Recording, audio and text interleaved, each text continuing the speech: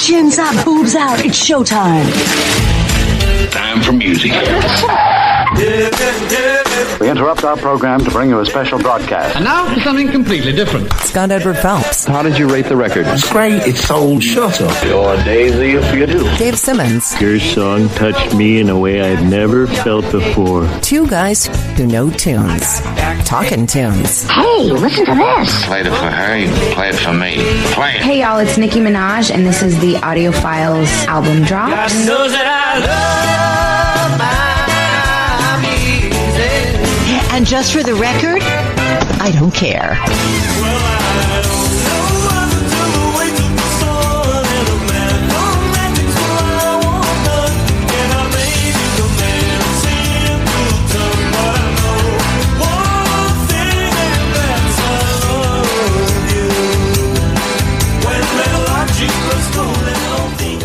For those of you who might be confused, rest assured that you are not, in fact, listening to some new political version of our family-friendly show here, although we do freely admit that we're fighting the temptation to dish up a joke with a punchline being something like, no, Mayor of Simpleton, not POTUS. I'm Scott Edward Phelps. I'm Dave Simmons. And coming up, two landmark albums as different as Andy and Randy. Andy as in Andy Partridge is in Ecstasy, and their 1989 double album Oranges and Lemons, originally titled, by the way, Run by Fruiting. It was a run by fruiting. But before Andy comes Randy, as in Newman, as in, well, two songs you probably know best if you know him at all. The first for you oldsters out there, and the second for all you youngsters out there. Call it a mini couple of greatest hits. Short people got no reason. Short people got no reason to live. They got little noses, tiny little teeth. They wear platform shoes on their nasty little feet. Well, I don't want no short people around you. You got a friend in me. You got a friend in me. When the road looks rough ahead and you're miles and miles from your nice warm bed, you just remember what your old past said. Boy, you got a friend in me. Yeah, you got a friend in me. Oh yeah, that Randy Newman, and the album from which we drop 1972, his third studio album, and one of Rolling Stone magazine's 500 greatest albums of all time, beginning with album drop number 1. Album drop number 1. Some people say I'm the greatest drop. I don't say that, but some people say I'm number 1. I don't say that, but some people say that. Great drop. The greatest drop ever dropped. Hey, Donald. Yes, Joe. Shut the fuck up. Joe Rogan, my hero. And then some. Also included in the book, 1001 Albums You Must Hear Before You Die. And what better place to start than with the album title track, Sail Away. In America, you get food to eat. Won't have to run through the jungle and scuff up your feet. You just sing about Jesus and drink wine all day. It's great to be an American.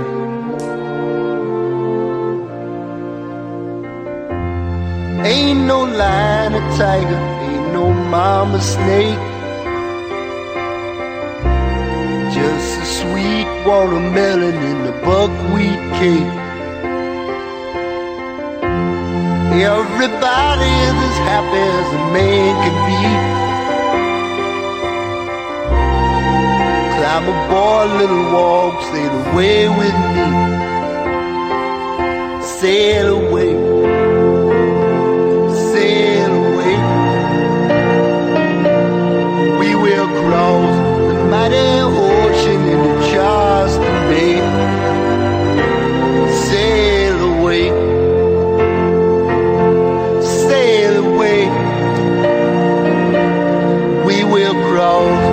Mighty ocean in the Charleston Bay.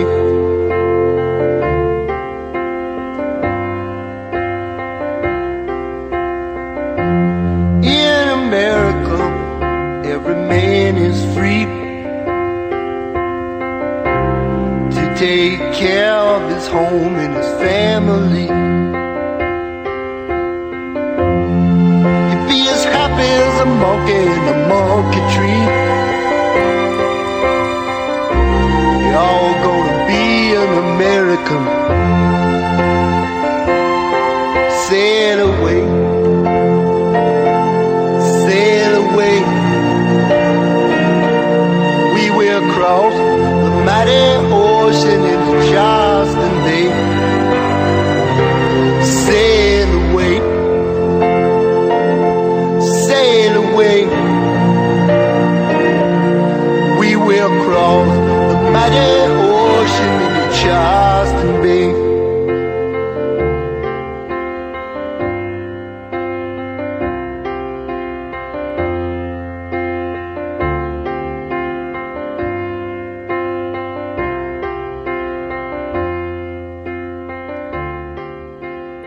Look up the word eclectic in your dictionary or your thesaurus, as the case may be, and there you'll find Randy Newman's smiling face. The very first time, believe it or not, his main claim to fame for most people is short people. Yes, yeah. Then he's done a lot of movie work through the years, and the whole thing with Toy Story and You Got a Friend and all the rest of that kind of stuff. But he's, if you're not familiar with his work, and Sail Away is a really good place to start. It's about, what did I say, third studio album in, I think. His very first one is called, very cleverly, Randy Newman. I could see that. He's a storyteller. Yes. That was his thing. Yes. And he was my kind of storyteller because his tongue was always shoved so far into his cheek that you could see it poking out like a... He was an observational storyteller, you know. Yeah. And which a lot of today's kids are familiar with him because of Family Guy. Because Family Guy pokes fun at him occasionally.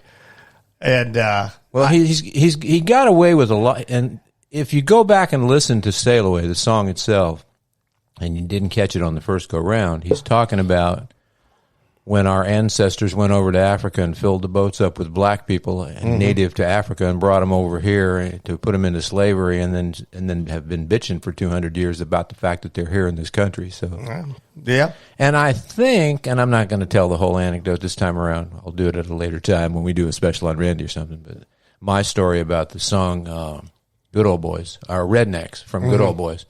And he was performing it live, and a couple of real live rednecks were in the audience and thought it was an anthem, like a Notre Dame fight song, and jumped up and started singing along. Rednecks, we don't know our ass from a hole in the ground. That alone, right? You know, Randy deserves a Nobel Prize for his accomplishment. He's good. And I look, there's a lot of really cool covers of this. People cover Sail Away. Well, it turns out you got a list. I got a list. Dave Matthews was my favorite. Well, here's a fun one for you. Dave Matthews, I got him on my list. Ray Charles, Etta James. Oh, I didn't know she covered it. You learn a lot on Wiki when you're hanging out there in the Wiki. You know, there's other things. The other things on. I've been busy. Well, I know, but I was going to say there's other things on the website besides porn, but you probably didn't know. No, I did not know that. Now, if Pornhub ever puts in a Randy Newman channel, I'd be up on that. Sail Away myself. Linda Ronstadt did a version. Ann Wilson of Heart. Harry Nilsson did a version, very Harry Nilsson-ish. Dave Matthews. On her first solo album, Gladys Knight covered the song, which screams irony if you get along with the subject matter. But here's one I was not aware of, and I love finding things I'm not aware of at this point in my life. On his very last album, before he died in 1973, Motown Records had the recording artistry of Bobby Darin. Oh, wow. Of Mac the Knife fame and Splish Splash. Randy heard the cut at the time, and he said, quote, Bobby Darin could sing, but he did Sail Away, and, well, I don't think he understood it, because he kind of did it like it was a happy Las Vegas type song about coming to America, cats and kitties. Climb aboard, little one, and sail away with me. Sail away. Sail away. Sail away. Sail away. We will cross the mighty ocean into Charleston Bay. Sail away. Sail away. We will cross the mighty ocean into Charleston Bay. You know, it's not quite that flagrant, but what reminds me of is that classic moment on the Lawrence Welk show back in the 60s when they did One Toke Over the Line as a little gospel favorite because they thought it sounded like a Jesus. Yeah. Sweet Jesus, not paying attention to the rest of the lyrics. I tell you what, that Bobby, I had never heard that Bobby Darin version. That's very Ray Charles-ish. It is. You know? It is. Well, it was on Motown. He was on Motown for the last part of his life. So. Nice. Plenty more coming along the way as far as that goes. Bomb, bomb, bomb, bomb, bomb, Iran. Bomb, bomb, bomb, bomb, bomb, Iran.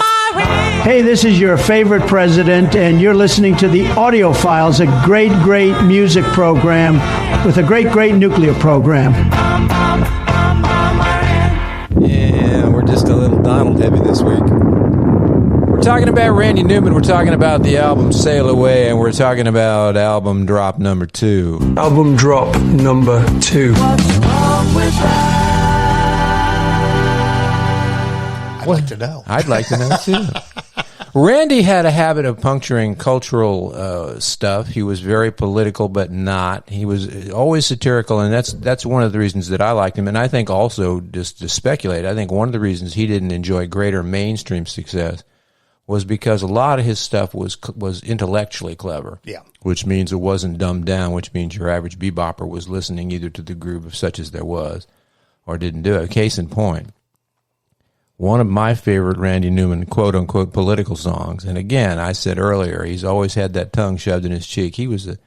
I think I'm related to the guy, truth be told, because he's got, I get that frequency. It's sarcasm, it's affectionate sarcasm. Mm-hmm. Even affectionate, bitter snarkyism, if you want to say it. Well, here's case in point. This is from Sail Away, and it speaks for itself. No one likes us. I don't know why.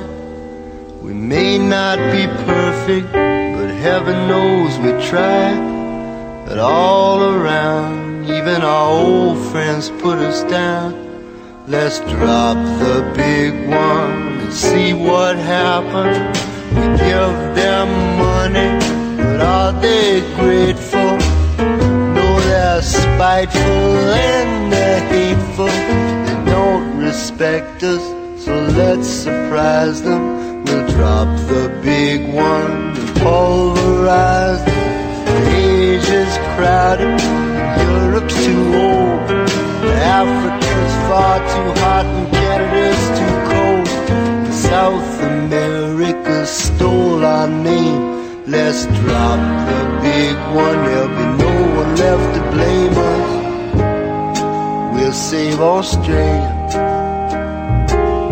don't wanna hurt no kangaroo. We're building all-American amusement park there. They got surfing too. Boom goes London, boom Paris. More room for you and more room for me. In every city, the whole world round will just be another American town. Oh, how peaceful it will be. We'll set everybody free. You wear Japanese kimono, baby, be Italian shoes for me. They all hate us anyhow. So let's drop the big one now. Let's drop the big one now. Boom goes London. And here's an interesting thing that just kind of, call it synchronicity in the universe. Randy Newman was interviewed about this album and that song. He was brought up in the conversation, and this was a number of years ago.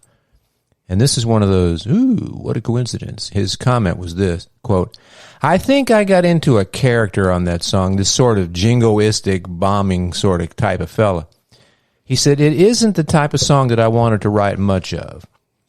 Not that I didn't love Tom Lehrer, but I don't want to be like Don Henley says to me, what's this, another novelty song? And I do write a lot of those songs that are meant to be funny in a form that listeners take the people in it more seriously than they take literature. Tom Lehrer, who just passed away like this past week or week before last at the age of like 91 or 92. And for those who don't know his work, he was kind of the more lightweight Randy Newman of the 1950s. More of a supper club kind of guy, dressed in a tuxedo and played it. But he wrote He had novelty record success, Poisoning Pigeons in the Park. Think Randy Newman crossed with Harry Nilsson crossed with Weird Al in terms of the subject matter and the parodies of the song. He did Layers. What was the other hit? Oh, the Masochism Tango. Remember the Masochism Tango? No, I don't remember that. It was to the tune of, you and we danced to the Masochism Tango, dun, dun, and it was funny because it was sophisticated, but it was basically Monty Python-esque, chopping off the arms and killing my wife and all the rest of that kind of stuff. So Randy was Tom and Tom was Randy, and never the twain shall meet. Now, of all the songs on the album, and this is obviously my stuff, Dave is patient with this kind of thing. He enjoys it, but it has no groove, so therefore his toes are tapping. Yeah, they could really use a lot more drums in this stuff. Well, and you see, the genius of the production of this particular episode is when assembling the pieces, the executive producer looked around and said he knows what to do. Randy's cool, but let's do Randy and get it out of the way, and then we can go, let's have some fun, because Dave will then come to life. If we'd done it the other way around, we'd blow all our energy on XTC, and then about 5 minutes into Randy Newman, it would be... I'd be asleep now. No, not just I you. Like Randy. I know. Randy. I'm saying you appreciate it, but it's a different kind of appreciation. So anyway, this is my shtick. I'm obviously a Randy fan, and I have very few personal autographs displayed here in my wall of autographs, but I have a poster up there with Randy's name on it. I see it. It says... And I forgot what it says. I only see a couple autographs. I see a Randy Newman. I see a Dave Simmons. I see... Yeah, those are easy. You can get those anywhere.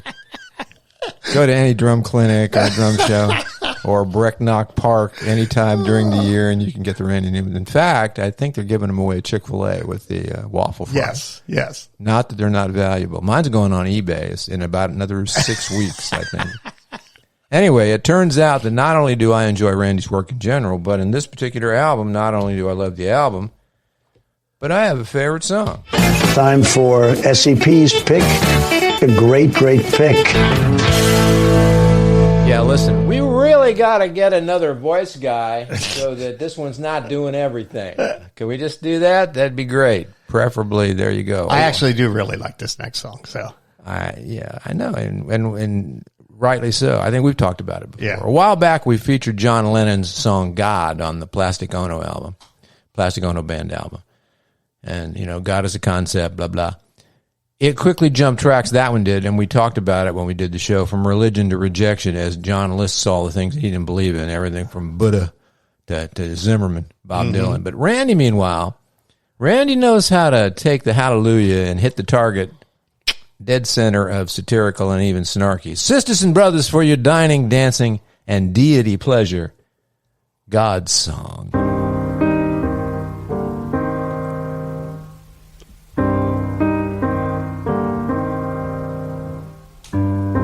Cain slew Abel,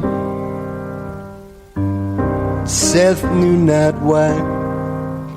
For if the children of Israel were supposed to multiply,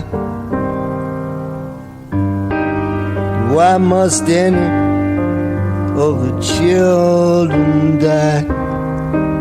So he asked the Lord, and the Lord said, man means nothing, he means less to me than the lowliest cactus flower, the humblest yucca tree. Chases round this desert 'cause he thinks that's where I'll be. That's why I love mankind.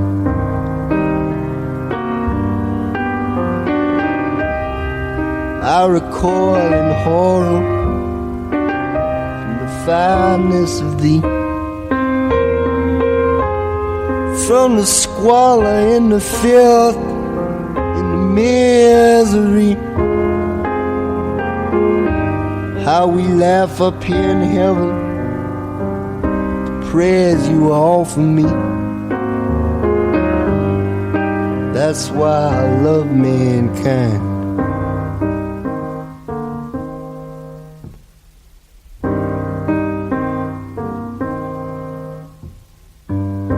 Christians and the Jews will have the jamboree. The Buddhists and the Hindus join on satellite TV. Pick the 4 greatest priests, and they began to speak.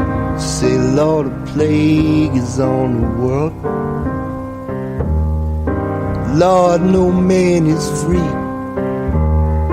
The temples that we built to you tumbled into the sea. Lord, if you won't take care of us, won't you please, please let us be? And the Lord said,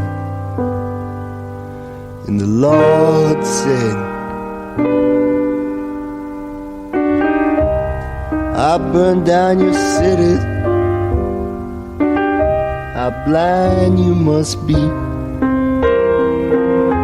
I take from you your children, and you say, how blessed are we. You all must be crazy. Put your faith in me. That's why I love mankind. You really need me. That's why I love mankind.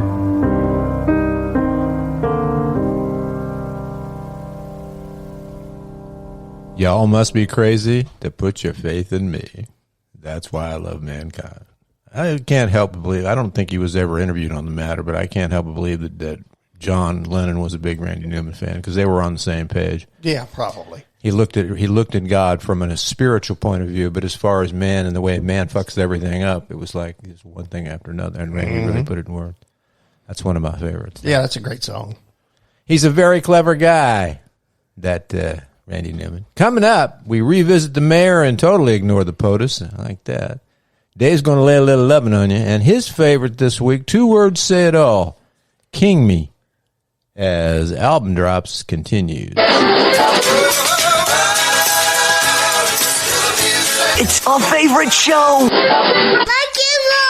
Just let me hear some of that rock and roll music. Scott Edward Phelps. America's favorite old fart. His past is a mystery, but his work is already a legend. Dave Simmons. He's very fussy about his drums. They loom large in his legend. Chicks dig me because I rarely wear underwear. 2 honest, intelligent men. 2 guys who know tunes. Talking tunes. The audio files, album drops. Let the second half begin.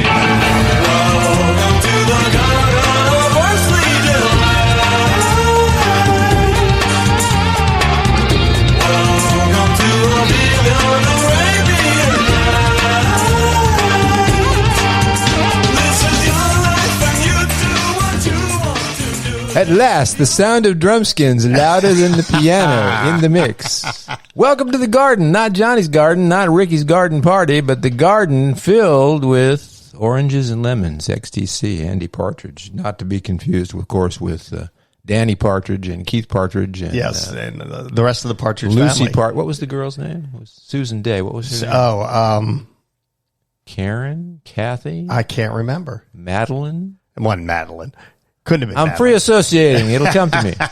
I'm trying to think. Lori Partridge. Yes, that's my sister's name is Lori. That should tell me something. There you go. There you go. No, Oranges and Lemons, Scott, was a great album, and it was their direct follow up to their kind of their breakthrough, which was Skylarking. That was the Todd Rundgren produced album, but they had such a miserable experience working with Todd Rundgren because he did not like Andy Partridge, and Andy Partridge did not like him. Well, who put them together? The record label. As if I didn't know. Yeah, but even Andy Partridge admits that Todd Rundgren was a genius at orchestrating and scoring the songs.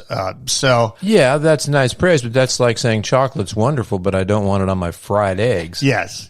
So So they enlisted Paul Fox and Pat Mastelotto, who was the drummer in Mr. Mister. Remember Mr. Mister? I do. Yeah.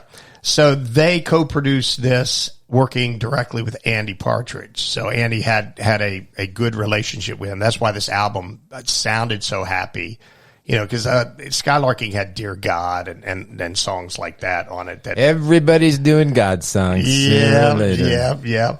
But everything screams Beatles from this album, from the Yellow Submarine-ish cover. Yeah, it does. I'll tell you though, and this is just observation, because I was aware of these guys and enjoyed what they did, but I wasn't so totally into it that I was listening to it a lot, and with the kind of depth that you did. And putting this stuff together and revisiting some of these songs, that one right there, for example, Garden of, I hear you mentioned Mr. Mister.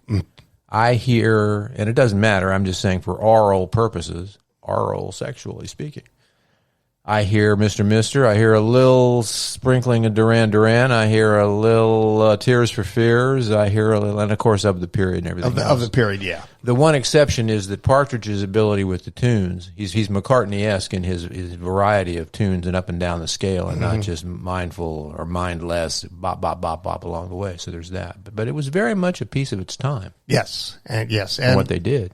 And as you said, lyrically, Andy Partridge is right up there with some of the best lyricists, whoever wrote songs. He's just a phenomenal song crafter. Hal David, yes.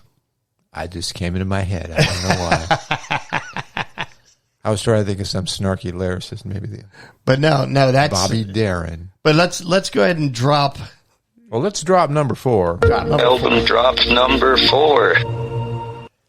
We mentioned POTUS frequently in the beginning of the program. We're going to refrain as much as possible from mentioning POTUS for the rest of his natural life and hopefully the life of the country such as it is. But this is, and that has nothing to do with anything except to say that instead of POTUS, let's go with the mayor.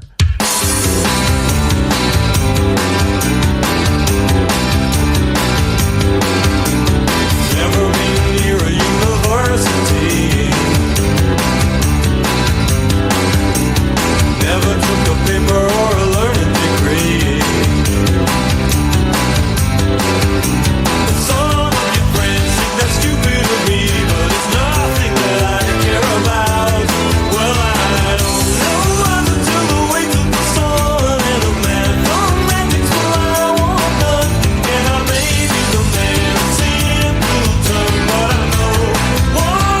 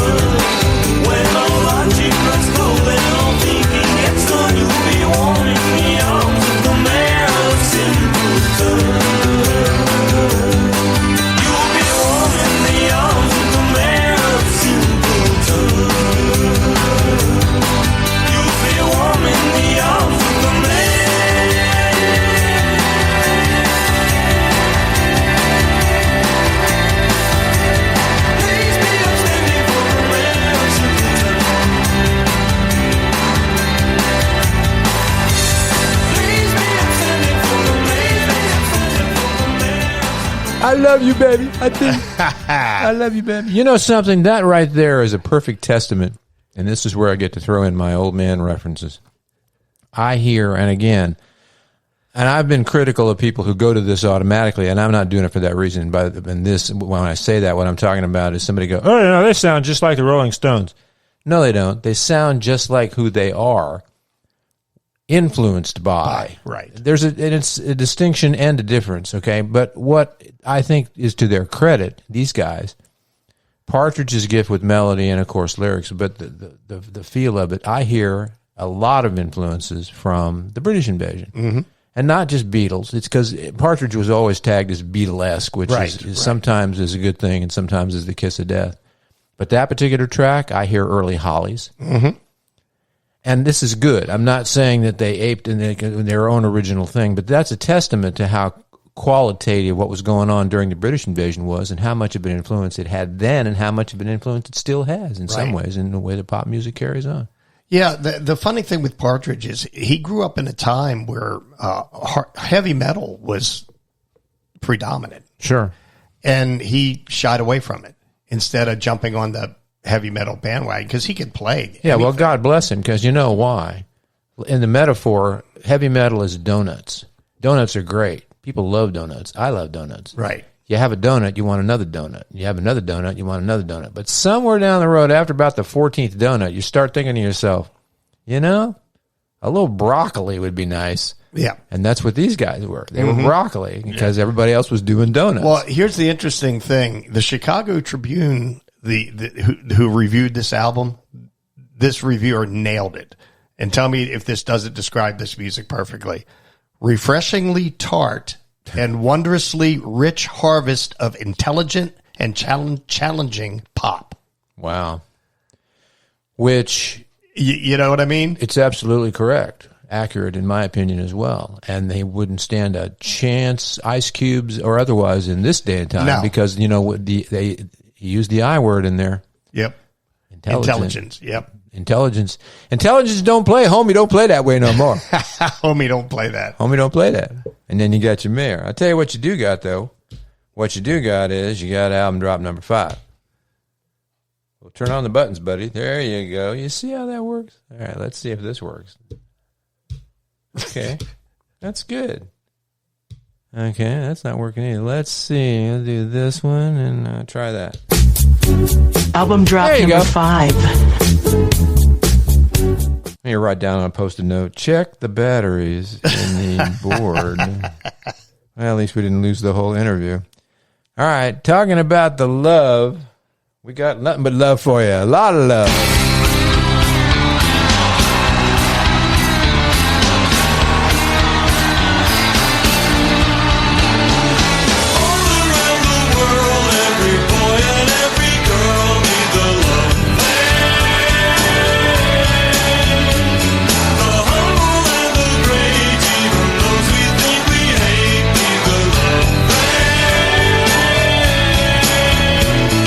Soldiers of the Queen, all the heart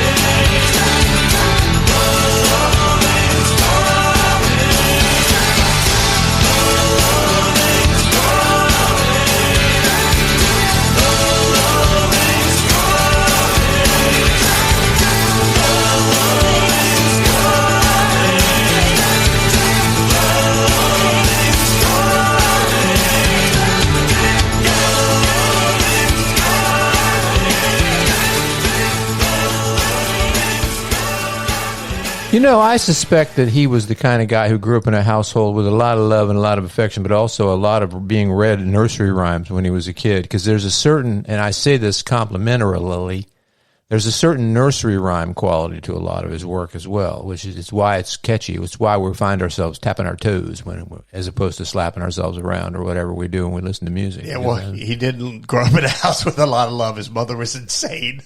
Well, you could still have love and crazy. You know, I love you like crazy, mama. Every time he would put his toys out, his mother would throw them away. And he said there was no discerning. Well, then he reverted to nursery rhymes to save his sanity. That's where that went. No. I tell you what's the most underrated thing about this album is Colin Molden's bass playing.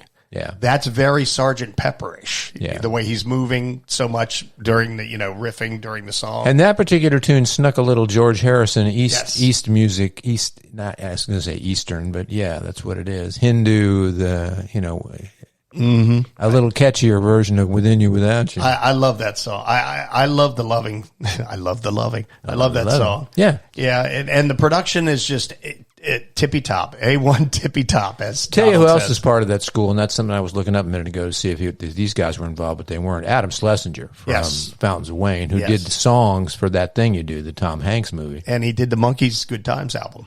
There you go. Evocative of that period. And Good Andy time. Partridge wrote for that. And there you go. Well, it's all one big happy family, Yep. but the influences are there. And this falls into the category too. We're going to end up doing an episode somewhere down the line of songs or artists you thought would be, if they're not literally dead, you thought would be musical dead and forgotten by now, but they're not. And here's the reason why: because what they've done, this stuff wasn't as commercially successful or as commercially big as like Beatles singles or Stone singles. But it's timeless music. Yes, it is. It will be enjoyed 50 years from now and 100 years from now because it's toe-tapping and fun. And I think people will discover they just released within the last 2 or 3 years. There's a documentary called "This Is Pop," and it's the history of XTC, and it's actually really, really good. But yeah, I tell you what, he is Andy Partridge is a genius. But the odd thing about this, as big as a fan as I am of Andy Partridge, my favorite song off the album is written by Colin Moulding, the bass player. Well, you see. So I mean, there's talent. And then you can't, Dave Gregory is the third member of XTC. He was a guitar player. He was the arranger. He did all the arrangements for the album. Yeah. There's always more than one guy in the, I mean. It takes a village. That's right. Pete Ham got all the credit in the press for the big hit songs and et cetera, but there was other things going on in that band too. Joey Bolland, yes. That's what I'm talking about. Yeah. Credit where credit is due. Hi, it's Shirley Ellis playing the name game with the audio files. The name game. Let's do Dave. But first, let's change his name to Tucker.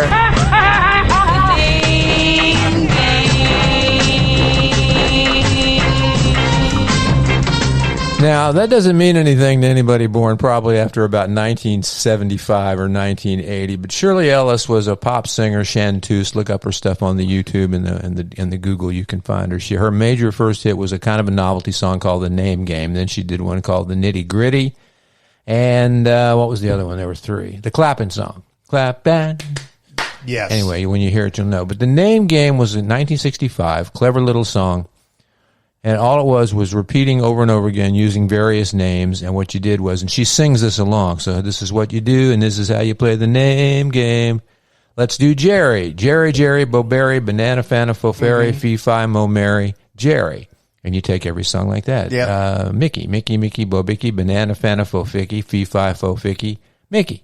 And it was cute. Yes. Except we, of the misbehaving types, immediately realized that if you did one like Chuck, or Tucker, then what you got was Tucker, Bobucker, Banana, Fana, Fo, Fucker. And you can see where that went. And then you clean it out. But all of that is a left-handed way of getting back to XTC and introducing Dave's Fave. Hi, it's Michael, and it's time for Dave's Fave. Every time he sits down, it hurts. Intro or song? Song.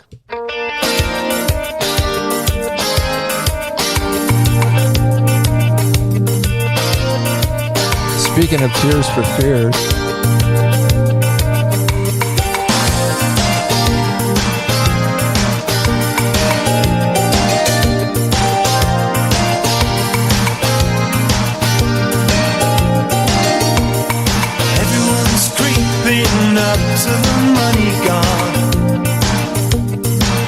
floating tongues where they didn't ought to be.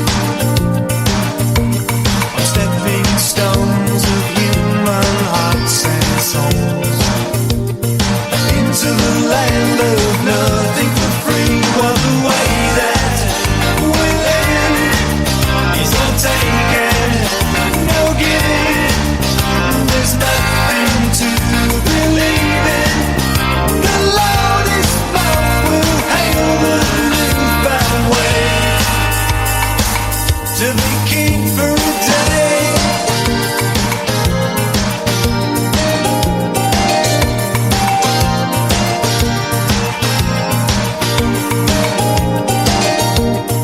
Everyone's looking up to the new kingpin, trying to get way up with a smile.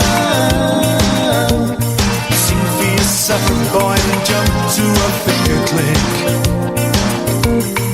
In my way of living in style, 'cause the ladder gets longer and ambition gets stronger. I can't satisfy the hunger. The final moon has got you in this way to be king for the day.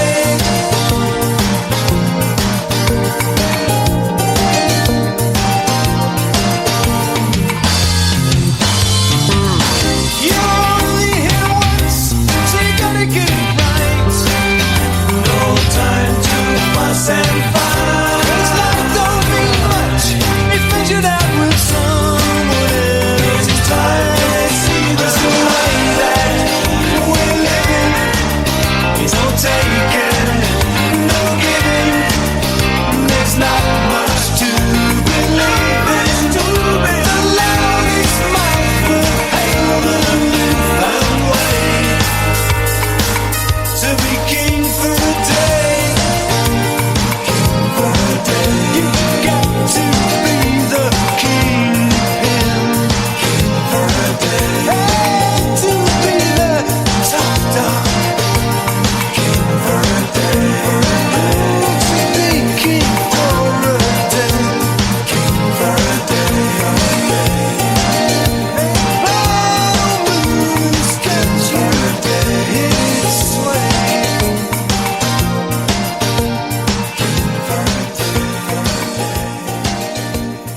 You know, songs of that period, and these guys weren't the only ones who did this. This was just trendy at the time by the way they did what they did. But this is one little minor pet peeve that I have about a lot of the music from that period. The lyricist, even if it was the musicians and the composers as well, and etc., didn't do the lyrics justice, because the mix of these things was always music heavy. Yeah. And I mean, the groove is the thing, and there you go, and I get it. But when you've got quality melodies being sung and interesting lyrics being written, I want to hear them. Right. And I felt that way then. This isn't old fart fogey time when I'm going, you know, in my day you could hear the damn song, because that's one of those things, always reverting back to Beatles. That's one of the reasons that I think that eventually some kind of Mount Rushmore will be created, and one of the faces on the musical Mount Rushmore will be George Martin, because what he did sonically for the Beatles with 4 tracks.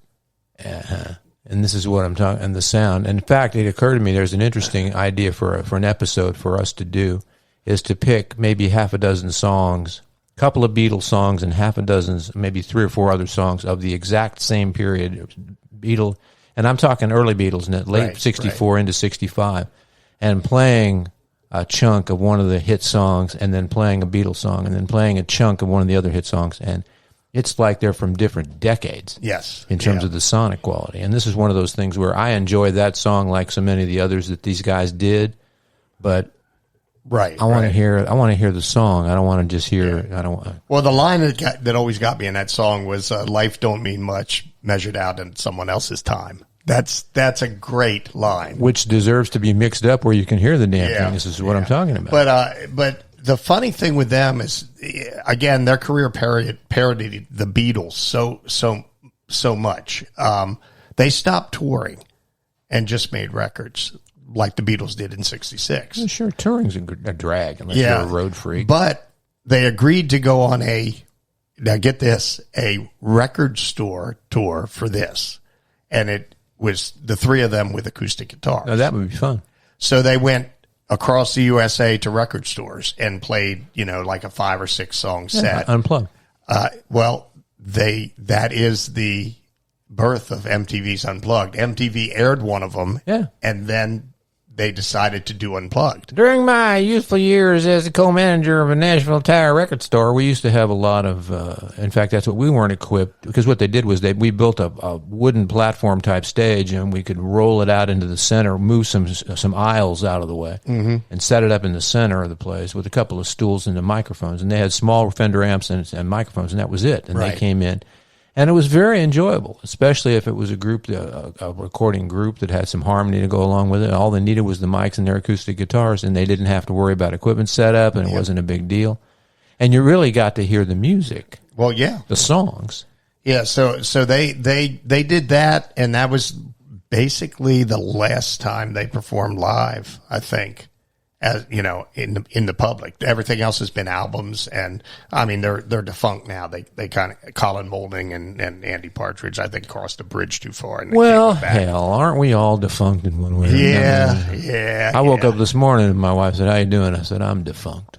But I tell you what, Andy Partridge has put out a couple of records called "My Failed Songwriting Career." And it's songs that he submitted to people that they didn't accept. And it's like phenomenal music that, that people turn down. Yeah. If he's getting turned down, what chance do we have? You know what I mean? That's right. So. Well, our task is to turn you on to music you may not be aware of and to talk about it and tell you why you should have it and why it should be in your library. So 2 albums this week. Sail Away, Randy Newman, and Oranges and Apples. Oranges and Lemons. I know. Oranges and Lemons, XTC, Andy Partridge in the bunch. And for those of you listening to the podcast, thank you very much. And for those of you who've been listening to everything we say and you say, you know what? I just ain't buying it. Well, here's your chance to take that back. Gather round, kids. The best for less. It's just what you need. It's a good quality item. The ladies really dig these things, if you know what I mean, and I think you do. Yes, sir. We're next month's garage sale for sure. Dave Simmons. Wherever toys are sold. I'll be here after the meeting to hand out information packets and take your checks. Just make them out to cash. That's my maiden name. I love Gilbert so much. He loves you too. We got along good when we played with him that time.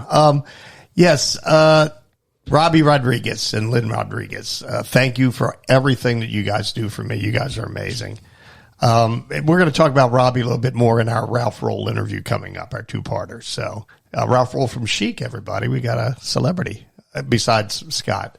We'll have another celebrity on the panel. Yeah. And Sam and Kevin from HHC Drums. You guys are amazing. Thank you so much. You build the best drums on the market, hands down, not even close. And by the way, for those of you who don't like to watch the award shows, but do like to watch certain parts of the award shows, like the acceptance speeches, well, now we got you covered, because each and every week when we do this, I'm sitting here listening to you, and I'm agreeing with you, and have all the love and respect for all the people you're talking about as well. But what I'm hearing objectively, because I'm not talking, I'm listening, rare occasion, is that I'm going, this sounds just like one of those Academy Award speeches. I'd like to thank Robbie and Lynn. I haven't thanked God yet. I didn't say you were done. I just said that's what it sounds like. So I'm saying folks who don't want to sit through those boring award shows but enjoy hearing some fine music, come listen to ours, because at the very end you'll get a chance to hear Dave doing his impression of thanking everybody for the awards. Well, you know what? I have brought on a new sponsor. God. I'm endorsing God. God's not a product. God is a concept by which we measure our pain. Y'all must be crazy to put your faith in me. Nia Cox. She Excess Energy drinks. I gotta come up. I got to come up with something to put in that space, because you do that every single time. You don't just say her name and roll right into the product. Do it again. Nia Cox. No, you don't put it between her first and second name. You just say her name, and then there's always that. Nia Cox. You know that episode or a couple of episodes of Big Bang where Raj gets the gig doing the shows in the solarium? Yeah. I'm Dr. Raj Kutrapali. Thank you for going with me on a visit in the stars. That's what it sounds like. It's for effect. Oh, I know what you're doing. I'm just saying, do it again. Nia Cox. No, you don't leave a space between the two Nia names. Cox. Excess Energy. There you go. Iowa. Thank you from Solo Beat Drumsticks. Hello. Where were we saying hello? Hello, Indonesia. Yes, we are. Hello, Indonesia. If you have to ask, then Dean and Dale at Earl Teat Music and Dave Volpe at AKG Microphones. Thank everybody for everything that you do for me. it is my understanding also that Tom Layer, who we mentioned from the 1940s and 1950s, never visited Earl Teat Music. And now he's dead. He's dead. Yep. People aren't listening. And we lost a couple great. We lost Ozzy this past week. We lost Chuck Mangione. Harriet's pretty upset about it, I can tell you that. Chuck Mangione, Lonnie Anderson last night, man. Whoa.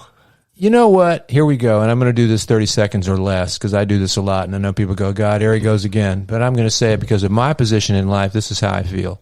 Yes, I understand their families are going to be sorry because they're gone and they're sad. But I'm looking at this. I always look at these things this way. Number one, all of these folks no longer have to put up with the shit that is life in this planet in the year 2025. Number two, none of these passings was sudden, tragic in the sense that they weren't 32 and killed in a horrific plane crash. They didn't go down in a car wreck. They didn't burn to death in a house. All three of them were in their 80s and had been ill for a while. They lived good lives. They had a lot of love, and a lot of people loved. And it's like, you know what? I'm probably the least religious person you've ever met, and that's saying a lot because you've spent your entire life in music. Yes. But in my way, I think I'm more religious than almost anybody else I know because I'm always the one saying, they're gone and they're happy about it. Because, yes, there's joy and love and nice things to be found in this life, but basically we're living in a fucking septic tank, and these people aren't going to have to wake up tomorrow to what we're going to have to wake up to, and that's a good point. Celebrate their life and wish them well and turn it around. Envy them. Don't mourn them. That's all I'm saying. But, yeah. They're dead, and they didn't go to Earl Teat Music. So if you want to live a long life, then there's all there is to that. And Martha Reeves from Martha and the Vandellas just called, and she's not happy about the way we're handling this. That makes no sense to anybody right now, but trust me, a couple episodes down the road, it's going to be over. All right, what else? You got anything? Nothing. You got all the products? Got all the products out of the way. What do you got going on, Scott? Oh, I'm just... Should be obvious by the way I express myself. I'm just going through a chipper lifestyle with every passing breath. Let me just give you the 5-second. Check out 45 RPM. There's a fun podcast up there this week. I forgot what it is, but I listened to it while I was doing my swim laps the other day. And let's see. I'm going to start. I've kind of sort of now unofficially relegated this sound to Nia Cox from here on out because that'll be her trademark when Dave does the hesitation. But it also sounds a little soap opera-ish, which is why I'm thinking about having a segment each week at the end of the show after Dave does his product endorsements and things, and thanks to everybody that I go when he says to me, hey, what's new? I'm going to say, well, in about 3 weeks, I'll be 74 years old. So anytime you ask me that question, you run the serious risk of me saying something that has something to do with something medical. I'll come up with some clever segment. This week, as soon as we get off where the recording of this podcast, I got to get on the phone and get hold of my dentist, who I've been trying to get a hold of for the last 7.5 hours so that I can get this tooth that's killing me in my face out of my mouth and carry on with my life. Do you have some pliers in the garage? I'll take care of it. Yeah, you'll take care of it. Well, look, my dad was a barber. Barbers were the first dentists. I had to have picked up something from all that. Ladies and gentlemen, my co-host, Sweeney Todd. Or what a buzzkill that was. That's what I'm saying. No, seriously, check out 45 RPM. And, it's a very good podcast. It actually is. It really is. I've gotten to there's 147 episodes available on Apple. Go to Apple Podcasts. I'm always saying you'll get the larger catalog there. And binge watch 147 episodes. Yeah, they run about an hour, but they're very entertaining. And I've gotten to the point where I've circled around them now, and I've just listening the other day to one. I listened to when I swim, and I was listening to one that it's been 3 or 4 years since I did it, and I hadn't listened to it almost in that long time. So I was almost able to hear it as if I'd never heard it before, because you don't get to do that. Right. And it's the old Paul McCartney says his only regret in life is that he never got to hear a Beatles song. Right. Because he wrote them and recorded them. By the time that all went down, he was on to the next. He was tired song. of them. Yeah. So nevertheless, anyway, check that out. And we do have coming up in a week or 2 or 3, I can't remember without looking at the calendar, an interview with Ralph Roll, the legendary drummer from Chic. who freaks out. And there's lots of interesting stuff there. And Dave's got some kind of new product thing going on with cookies, and it gets into a whole thing. Other than that, Mrs. Kennedy, I think I'm going to just hit the bye-bye. And now, the moment you've all been waiting for. Can you move it out of here? Okay, wrap it up, kid. Bye-bye. Bye-bye. The Audio Files. That's right. And I got nothing. I got nothing. Okay. I'm spent. It's one of those days. I am spent, Scott. Well, you've been working really hard. I have. Dave's been working 85 hours a week and tired. Well, this goes to show you, you round up all the immigrants and you send them away, and then poor middle class, upper middle class white guys like Dave have to pick up the slack and do all this work and this shit, and kids are lazy, so they won't do anything. I'm tired, boss. That's right. Next week, I'm writing a parody of the Madeline Kahn tune from Blazing Saddles for Dave to do his own. I'm tired. Taking us out. Speaking of XTC, I go back to Randy for this one, but I did it for a reason. This is, I didn't make a note of it. I'm not sure that it's on the album Sail Away, but it's on one of his albums, and it's a fun song. Randy's a very perceptive guy about culture, society, and mankind in general, as I think we've shown you in this episode. And this one, he pokes a little fun at himself and at the same time sings something very identifiable by way of giving us a farewell. And a little extra special guest at the end. Stay for the very special guest at the end. In the meantime, I'm Scott Edward Phelps. I'm Dave Simmons. Who's tired. Yes. And we are the Audio Files. I've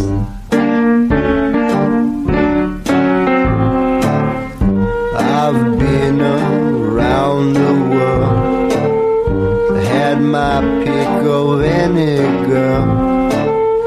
You'd think I'd be happy, but I'm not. Everybody knows my name, but it's just a crazy game. Oh, it's lonely at the top. The Audio Files is produced in the United States of America. Questions, comments, and witty banter welcome. AudioFilesBroadcast@gmail.com. Listen, all you fools out there, go on and love me, I don't care. Oh, it's lonely at the top. This is Leonard Nimoy, and if you want to live long and prosper, remember to shop at Earl Teague Music. The Audio Files.